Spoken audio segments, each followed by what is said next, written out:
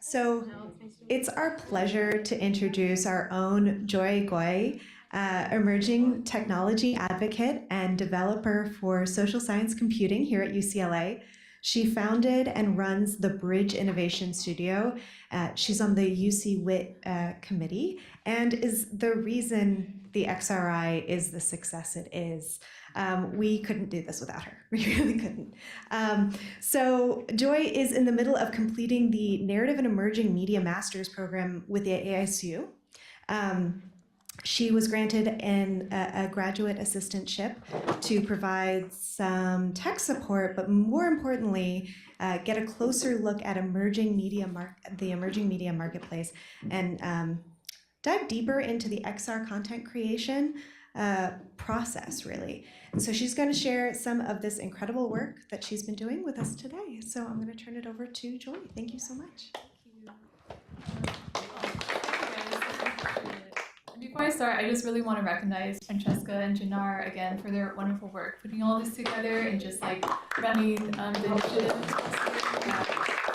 I think it can't be stressed enough that all this is like volunteer work, and we just firmly believe in the future of XR. So we really wanted to create a safe space for everyone to kind of gather and just be able to talk about this really transformative technology.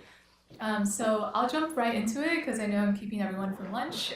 So I'm just going to take the first half of the time to kind of talk about my own journey with XR. And then for the rest of the time, I'll give an overview of Niantic Studio and why it may be a worthwhile tool to explore, especially after the previous question about WebXR. I think this is a pretty great segue into that. So, what does my consumer journey look like with VR? It actually started in 2015. Sorry. Yeah, let me make sure that audio is off. So I traveled all the way to Seattle with some friends to PAX, and this is called the Penny Arcade Studio Expo, and it's a place where a lot of gamers will gather and kind of play video games and just connect with other developers. And when I dug back in my albums and saw this, I couldn't believe that I waited 2 hours in line to put on an HTC Vive headset. And I waited 2 hours to watch The Blue. And so I don't know how many of you have experienced that before? Okay, great, perfect. Yeah, and spoiler alert, basically you encounter a whale. So that's the whole experience, honestly. And but it was just captivating and really magical. And when you waved your controllers, in front of you, the fish would swim away, and it was just extremely immersive. And my mind was blown. And so I couldn't believe it, but just a couple months later, HTC was asking our campus to be one of their demo stops in their tour. So I'm sure some of you might recognize this room. This is the Learning Lab in the Rolf building. And so why do I start off with this story? The lesson isn't that you shouldn't wait 2 hours to try a tech demo. It's actually that I think the consumer experience is really integral into creating content in XR. I'm not here to say that it's a one-size-fits-all approach, but I think for anyone who might discount yourself or feel a bit overwhelmed seeing so many different tools to try, just really start small. Pick a platform you might be curious about, and start from a place of play or breaking things if you also grew up playing games. I think what's great about XR experiences, especially when we're thinking about integrating this into academia, is that it really challenges us all to think outside the box of traditional ways of learning, of teaching, and it really taps into both the creative muscles and the desire that we all have to just have fun, that I think we inherently sort of possess. And I'm not exaggerating when I say I probably enjoyed the consumer era a little too much, because it took me 6 years to finally take the leap from trying out these demos into creating my own VR experience. And so this idea, Right to Vote, came from watching a documentary called Suppress the Fight to Vote. And I had taken this XR design bootcamp through CircuitStream in 2021. And when I told this idea to my instructor, Dr. Ashley Goldberg, she was the one who encouraged me. turn this a little bit lower. The music's actually not that important. But she encouraged me to apply into the Oculus Launchpad program. So this was a program that, unfortunately, it was defunded after our year, but for a few years, it was a really great way for Meta to provide funding for artists and anyone who wanted to create XR experiences for social good. And so during the boot camp, I met Gerardo Vela, who wanted to develop this idea. And this whole idea is to basically highlight the experiences of voter suppression.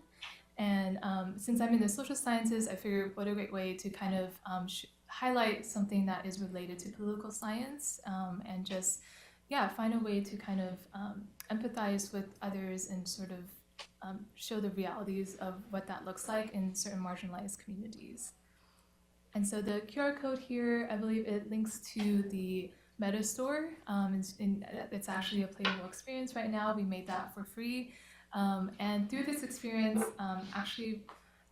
what I wanted to say was that one of the voice actors, he is a director of the Creative Acts, which is a New Foundation, and it's one of the nonprofits that actually bring in VR headsets into prisons in order to help them assimilate back into society. And so these experiences are in those headsets right now.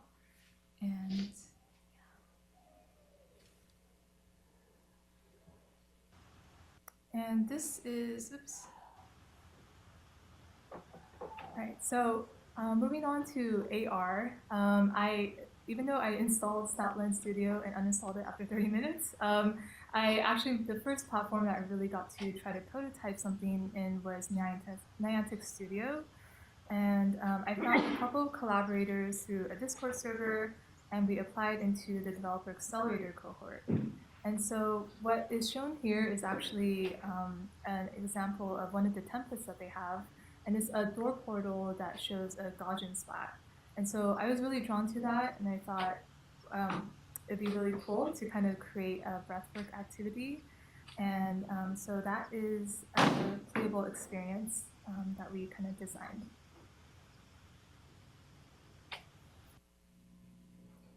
And then lastly, Cozy Kit was introducing Cozy Kit. Project. Bring your favorite toy to life. All you need is a photo of your cherished possession, and in a matter of moments, you can drop it into your room, no matter where you are. And after you finish decorating yours, check out your friends. Or share some of your thoughts with Kit. Whether you're a parent, guardian, teacher, or child, we hope you see a glimpse of our vision. We want to invite kids to slow down and use their imagination to create their own worlds, making it cozy one step at a time. And so this app was developed for the MIT Reality Hackathon, and as a part of the emergency response track. So I purposely didn't show the full trailer because we all sort of lived through the LA fires, but this was a special track that was put together at the last second to think of how XR can be used as a tool to help kind of communities who have been impacted by this. And so this was an idea to especially help transition children into temporary shelters, especially if you think about the fact that maybe some of them didn't get a chance to bring their favorite stuffed animal with them. This was a demonstration of what AI can do to kind of generate a 3D model based off of an image. And really proud that we got to kind of put this together within a span of a few days. And of course, it was with the help of AI and that kind of pipeline. And it was built on Bubble.io, which is an AI-powered web app development platform. And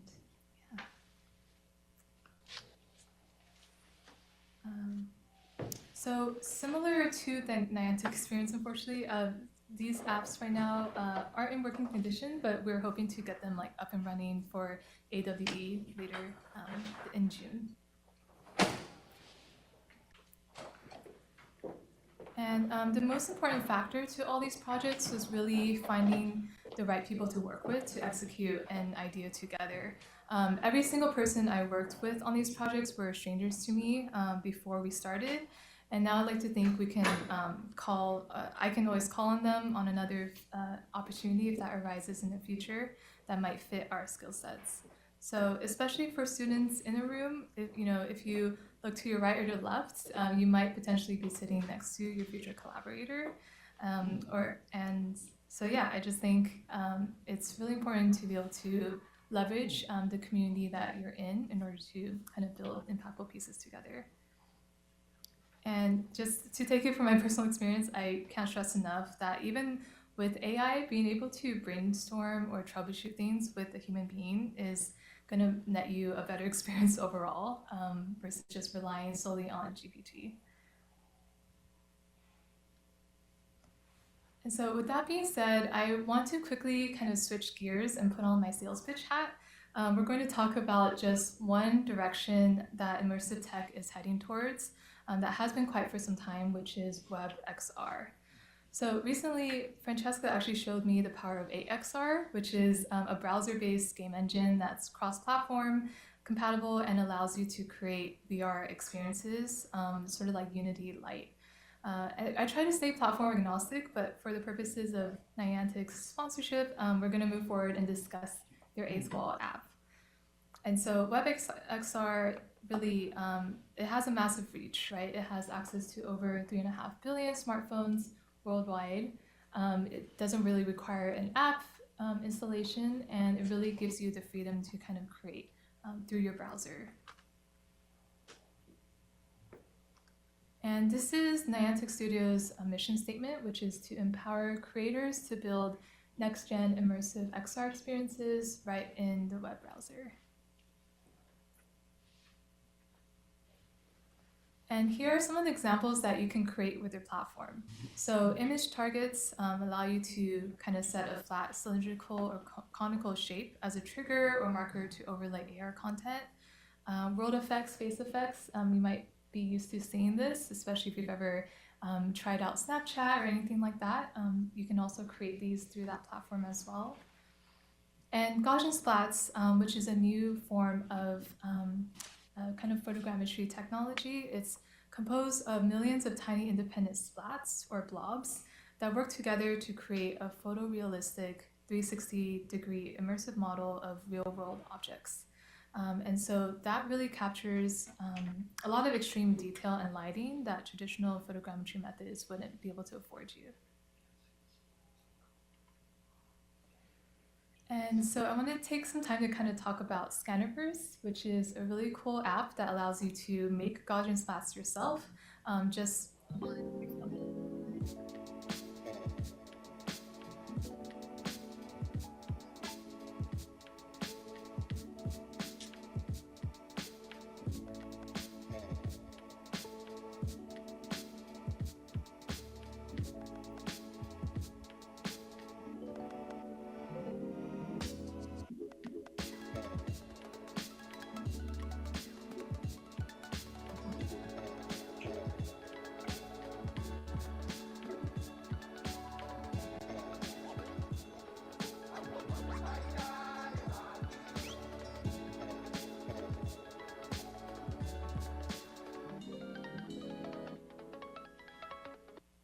And they actually do have an integration into VR now as well. It's called Into the Scannerverse. So that's also a free app that you can try out through the Quest.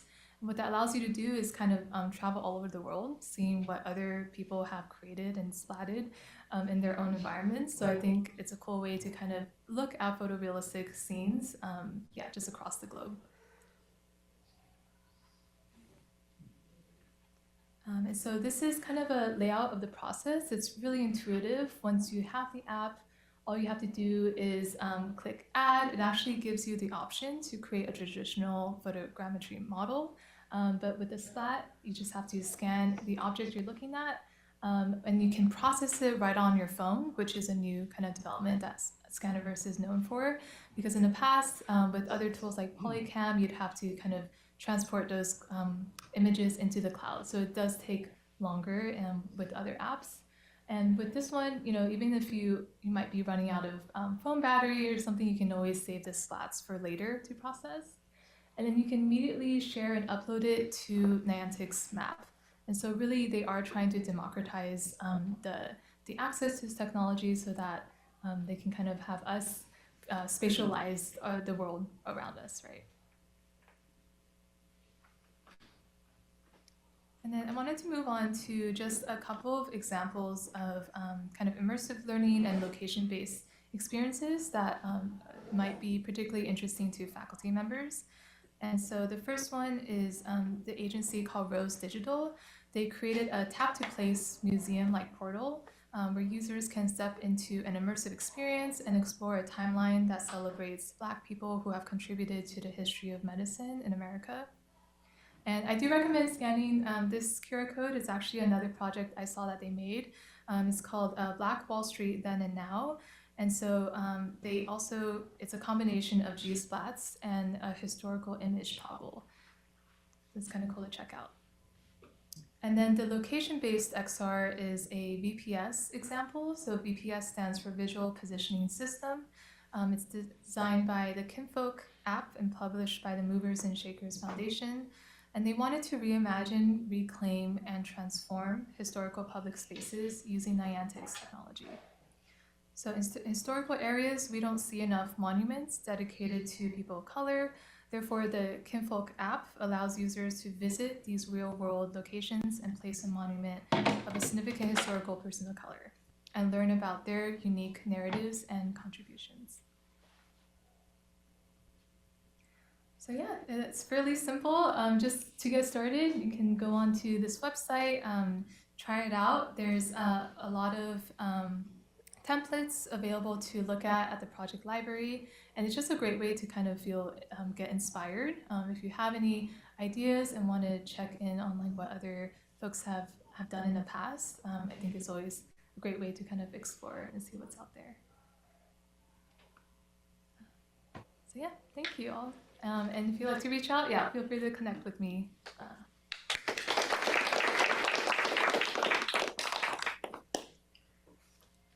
Thank you so much, Joy, for sharing your latest work with us and introducing us to Niantic. I'm wondering if you might say a little bit about the recent Niantic workshop that you did out of your studio as people percolate and think about their next questions. I thought that was a wonderful event, and where can people find out more about it?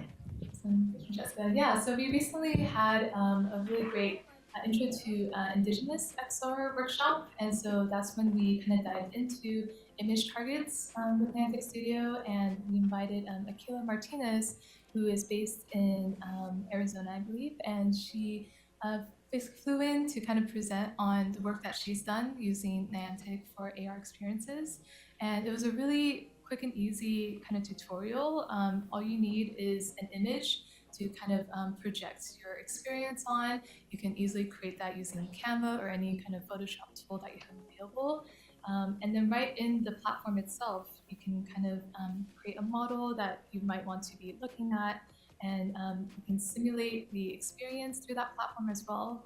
And it's a really kind of plug and play creators tool. So yeah, highly recommend you all to check it out. And the Bridge Studio, we're located in the Public Affairs Building. I work with Jewel over here, who is our resident drone expert. So if you have any questions and want to explore other tools in the emerging media landscape, feel free to reach out to us. Yeah. Thank you again for this opportunity to kind of talk about my journey. Thank you for sharing it with us. Other questions?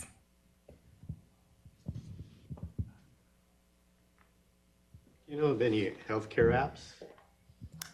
Yeah, so there is one, I think it's called 3D Anatomy. And so that one is a Vive experience that you can kind of, it is what it sounds like. So you can kind of peer inside a human body and kind of be able to interact with the bits and pieces of it, and it'll have like info windows and be able to display more information on that. Yeah. What was it called again? I believe it's called 3D Anatomy. Okay. Mm-hmm. But yeah, a lot of these experiences are categorized by genres. So if you ever check out the store, it's not just Meta in this space. There's Pico and there's HTC with their Viverse. So it's definitely a lot of companies in the XR ecosystem that you can check out. Awesome. All right, we can break early for lunch. All right. We will thank Joy again for that. Thank you.